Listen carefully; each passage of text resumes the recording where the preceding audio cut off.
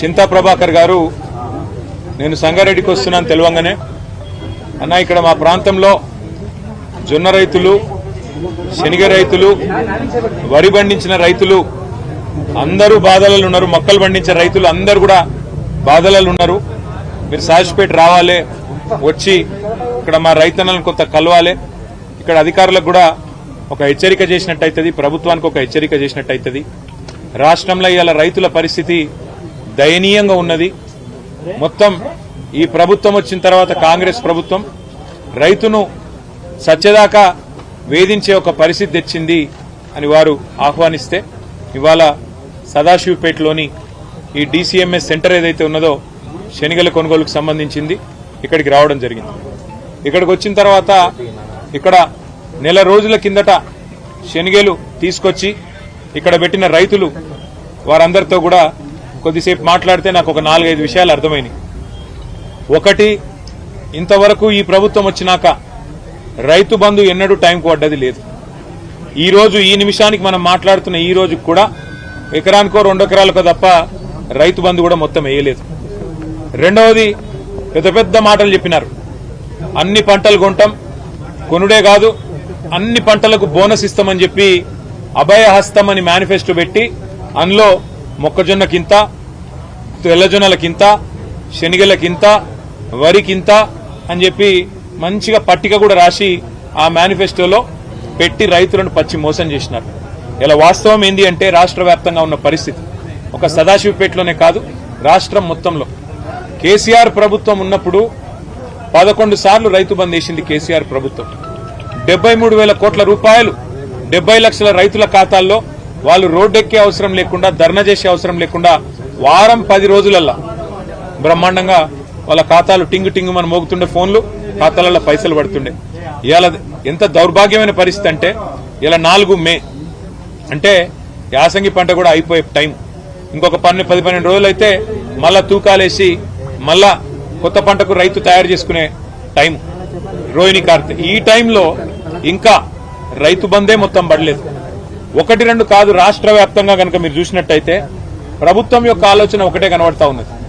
ప్రభుత్వం ఏమనుకుంటుందంటే అసలు ఈ జోకుడు కొనుడు ఇవి బంధు పెడితే మరి మద్దతు ధర ఇచ్చే బాధ తప్పుతుంది, బోనస్ ఇచ్చే బాధ తప్పుతుంది, లేకపోతే జోకితే కొంటే మళ్ళా రైతుకు పైసలు ఇవ్వాలి, మళ్ళా రైతు కోపానికి వస్తాడని చెప్పి ఇవాళ మొత్తంగా ఎక్కడ కొనుగోలు చేయకుండా తప్పించుకునే ప్రయత్నం చేస్తా ఉన్నది. మొత్తం అన్ని పంటలు ఇడిచిపెట్టినారు. అన్ని వరి, మొక్కజొన్న, అదేవిధంగా తెల్లజొన్న, శనిగలు రాష్ట్ర వ్యాప్తంగా ఏ పంట కొనుగోలు కూడా సరిగ్గా జరగడం లేదు. కేసీఆర్ ప్రభుత్వం ఉన్నప్పుడు మా గౌరవ ఎమ్మెల్యేలు ఒక మాట చెప్తే రైతుల నుంచి విజ్ఞప్తి వస్తే ఎటువంటి కండిషన్లు పెట్టకుండా, ఎట్లాంటి ఆంక్షలు పెట్టకుండా మొత్తం సంపూర్ణంగా పంట మొత్తం ప్రభుత్వమే కొంటుండే. కానీ ఇవాళ పరిస్థితి ఈ యాసంగి సీజన్లో 95 లక్షల మెట్రిక్ టన్నుల వరి కొనుగోలు చేస్తామని చెప్పి ప్రభుత్వం చెప్పింది.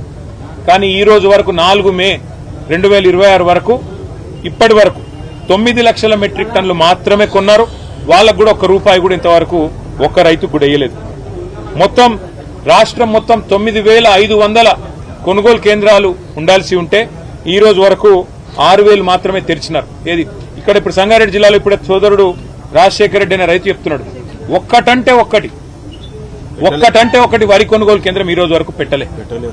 అంటే ఎంత అన్యాయమైన పరిస్థితి అంటే సెంటర్లు పెట్టరు, పెడితే రైస్ మిల్ అలాట్ చేయరు, అట్లాగే ఆ సెంటర్లో గన్ని బ్యాగులు దొరికాయి, సుతిల్ దారం ఉండదు, అకాల వర్షాలతో నష్టం నిన్నైతే కప్పెతందుకు టార్పాలిన్లు లేవు. అంటే ఉద్దేశం ఏంది ప్రభుత్వం అందంటే అడ్డికో పావు షేరుకో రైతు బయటికి పోయి మళ్ళీ అమ్ముకోవాలి, దళారుల పాలు కావాలి ధాన్యం, మొత్తానికైతే రైతుకు మద్దతు ధర ఇచ్చే పరిస్థితి ఉండవద్దు అని చెప్పి ఇవాళ మొత్తంగా రేవంత్ రెడ్డి ప్రభుత్వం, కాంగ్రెస్ ప్రభుత్వం పనిచేస్తా ఉన్నది. దీనికి ప్రధానమైన కారణం సివిల్ సప్లైస్ కార్పొరేషన్ లో జరిగిన కుంభకోణమే. ఇవాళ రేవంత్ రెడ్డి గారు వరి కొనుగోలు చేయలేకపోవడానికి కారణం సివిల్ సప్లైస్ కార్పొరేషన్ లో జరిగిన కుంభకోణం. ఇవాళ సివిల్ సప్లైస్ కార్పొరేషన్ సంస్థ 1,06,000 కోట్ల అప్పుల పాలైంది. ఆ అప్పుల పాలైపోయి ఇవాళ ఆ సంస్థకు ఎన్పీఏగా డిక్లేర్ అయిపోయి, అంటే ఆ సంస్థకి ఎవడు బ్యాంకుల పతార లేదు, నాన్ పర్ఫార్మింగ్ అసెట్ అయిపోయింది. అందుకే మరి అలా సంస్థకి వెళ్ళి పైసలు ఉడతలేవు కాబట్టి ఇవాళ సెంటర్లు తెరిచే పరిస్థితి లేదు. రేవంత్ రెడ్డి ప్రభుత్వం చేసిన కుంభకోణం సివిల్ సప్లైస్ కార్పొరేషన్లోనే దీనికి ప్రధాన కారణం.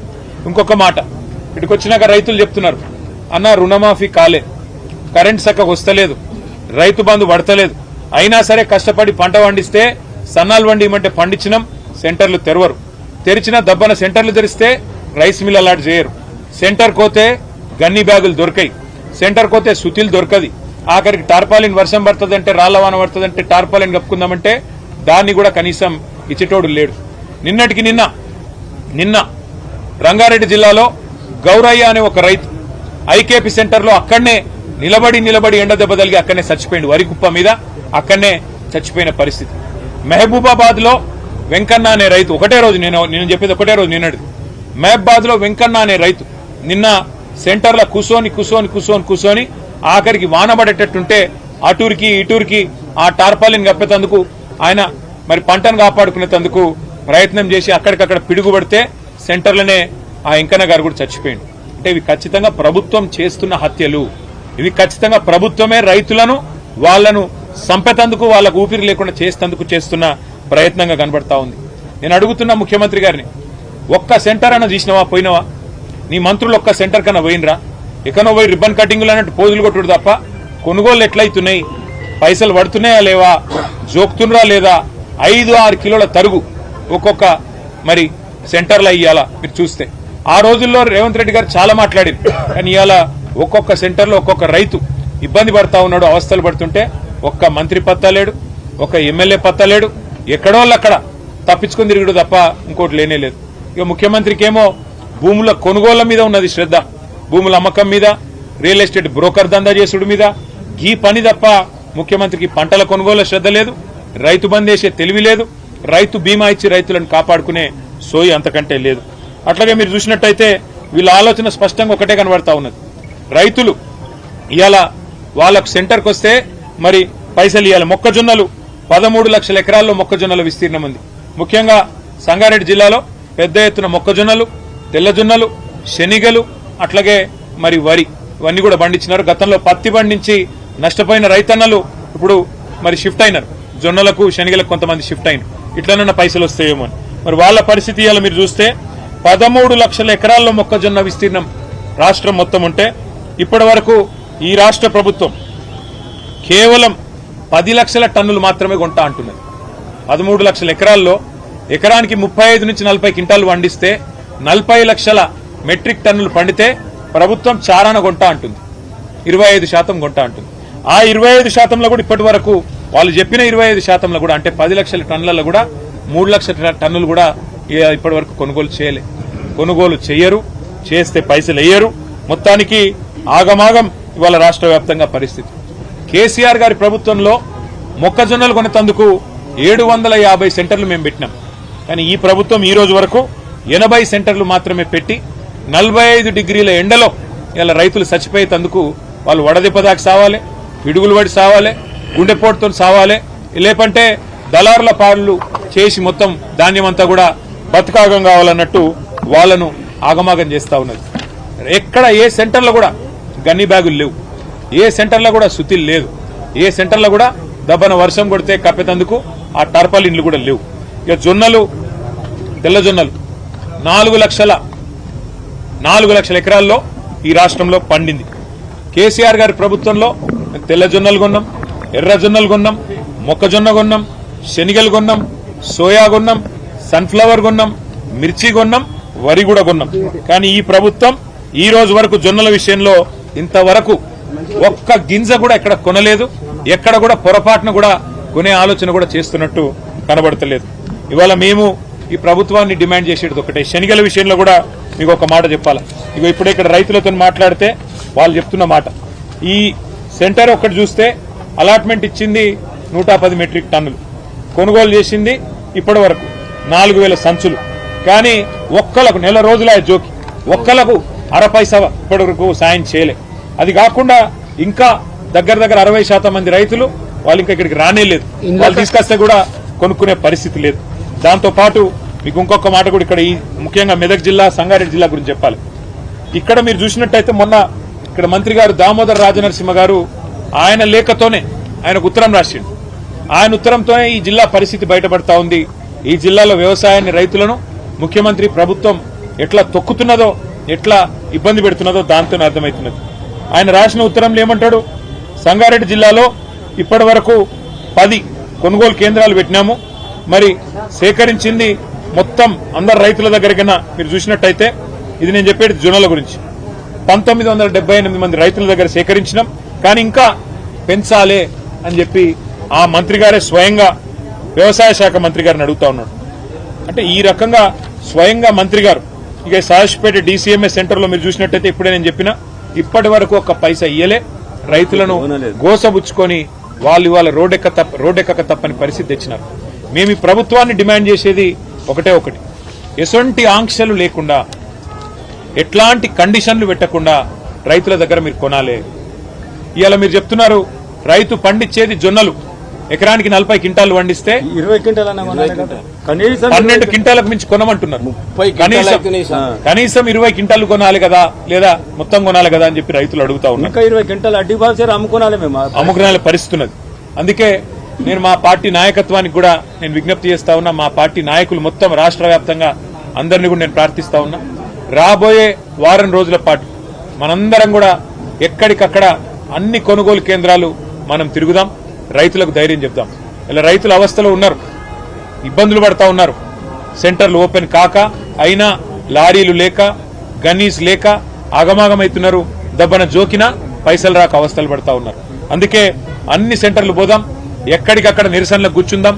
అవసరమైతే ధాన్యం తీసుకుపోయి తహసీల్దార్ కార్యాలయాలు, RDO కార్యాలయాలు, కలెక్టరేట్లు పోదాం, దరఖాస్తులు ఇద్దాం. వాళ్ళు స్పందించకపోతే, ప్రభుత్వం మీద ఒత్తిడి పెరిగి ముందుకు రాకపోతే ధాన్యం తీసుకుపోయి కుప్పలు పోసి అధికార కార్యాలయాలు ఏవైతే ఉంటాయో వాటి ముందే కూలబడదాం. ఎక్కడికక్కడ రాష్ట్ర వ్యాప్తంగా పోరాటం చేద్దాం. సాయష్పేట సెంటర్ కు ఇలా వచ్చి మేము అడుగుతున్నామో, ప్రతి సెంటర్ లో ఇదే రకమైన కార్యక్రమం భారత రాష్ట్ర సమితి నాయకత్వం, గౌరవ ఎమ్మెల్యేలు గాని, ఎమ్మెల్సీలు గాని, ఎంపీలు గాని, మిగతా నాయకులు గాని అందరం కూడా చేస్తాం. ఈ రోజు నుంచి వారం రోజుల పాటు అందరం కూడా కదం తొక్కుతాం. ఎక్కడికక్కడ ప్రభుత్వాన్ని నిలదీసే విధంగా, ఎక్కడికక్కడ అది ఏ పంట అయినా కావచ్చు, వరి కావచ్చు, మొక్కజొన్న కావచ్చు, శనిగలు కావచ్చు, జొన్నలు కావచ్చు, ఇంకోటి కావచ్చు, ఏదైనా సరే కనీస మద్దతు ధర ఇచ్చి వెంటనే జోకి రైతుల ఖాతాల్లో డబ్బులేసేదాకా గట్టిగా కొట్లాడదాం. అక్కడక్కడ పంట నష్టం జరిగింది. రైతులకు నిజానికి వరి పండించే రైతులకు 2380 రూపాయలు ఇవ్వాలి. కానీ వీళ్ళు కొనకపోవడం వల్ల 1600, 1700కే బయట రైతులు అమ్ముకునే పరిస్థితి. అట్లాగే జొన్నలు కూడా మరి 3600 మీరు ఇవ్వాలి. ఇవాళ మీరు ఇవ్వకపోతే బయట 1700, 1500లకు అమ్ముకునే పరిస్థితి. అట్లాగే ఇక్కడ శనిగలకు 5800 రూపాయలు ఇవ్వాలి. మీరు ఇవ్వకపోతే 4000 రూపాయలకు బయట అమ్ముకునే దరిద్రమైన పరిస్థితి ఈ రాష్ట్రంలో ఉన్నది. కాబట్టి ప్రభుత్వం వెంటనే స్పందించి ముందుకు రాకపోతే తప్పకుండా రాబోయే వారం రోజుల్లో మా ఆందోళన ఉధృతం చేస్తాం. రైతులందరినీ కూడగడతాం, ప్రభుత్వాన్ని ఉక్కిరిబిక్కిరి చేస్తాం, వదిలిపెట్టాం, అన్ని సెంటర్లు తిరుగుతాం. రాష్ట్ర వ్యాప్తంగా ప్రభుత్వం వ్యతిరేకంగా రైతులకు మద్దతుగా కదం తొక్కుతామని చెప్పి కూడా మా నాయకులు, కార్యకర్తలందరికీ కూడా విజ్ఞప్తి చేస్తూ అన్ని కొనుగోలు కేంద్రాలు మనం సందర్శిద్దాం. ఎక్కడికక్కడ అధికారులను అడుగుదాం, ఎందుకు కొంటలేరు అడుగుదాం, ఎందుకు జోక్తలేరు, ఎందుకు పైసలేస్తలేరు, ఏమైంది మీరు చెప్పిన మద్దతు ధర, ఏమైంది మీరు చెప్పిన బోనస్ అని చెప్పి ప్రభుత్వాన్ని, ప్రభుత్వంలో ఉన్న పెద్దల్ని వారి మీద ఒత్తిడి పెంచే దిశగా, రాష్ట్రంలో ఉండే రైతుల్లో ఆత్మస్థైర్యం పెంచే దిశగా అందరం కలిసికట్టుగా ముందుకు పోదామని చెప్పి విజ్ఞప్తి చేస్తూ ఇవాళ సదాశివపేటలో మాకు కలవడానికి వచ్చిన మా పార్టీ నాయకులకు, కార్యకర్తలకు, అట్లాగే రైతన్నలకు, సెంటర్లో పనిచేస్తున్న అధికారులకు, పత్రికా మిత్రులకు అందరికీ హృదయపూర్వకంగా నమస్కారాలు. మా ఎమ్మెల్యే గారికి ప్రత్యేకంగా ఇక్కడికి ఆహ్వానించినందుకు వారికి కూడా ధన్యవాదాలు తెలియజేస్తూ జై తెలంగాణ. ధైర్యంగా ఉండుర్రి, ఏం కాదు. వారం రోజులు మేము ఇట్లే తిరుగుతూ వచ్చినట్టు దిగొస్తాం.